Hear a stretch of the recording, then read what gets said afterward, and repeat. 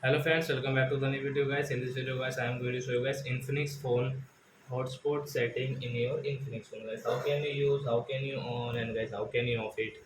In this video guys, I am going to show you friends. So first of all guys, in this video guys, we will talk about how to check hotspot device name in our Infinix phone. Guys, you want to check your hotspot device name, so you can check it. And guys, now let's see how to check hotspot device name in our Infinix phone. So guys, now let's see how to check. First of all, guys, open your phone setting to check your hotspot device name. And guys, scroll, guys, click on your hotspot setting. Wi-Fi hotspot setting, guys, tap here. Guys, click on hotspot setting again, tap here. And guys, you can see your hotspot name from here about. So like that, guys, you can check your hotspot name in your Infinix phone, guys. So I hope friends you've understood how to check hotspot name in our Infinix phone. So that's it, guys. Thanks for watching. So guys, now we will meet on guys next video, guys, with new topic, guys. Before going, guys, please go and like my video, subscribe my channel. Bye bye, friends.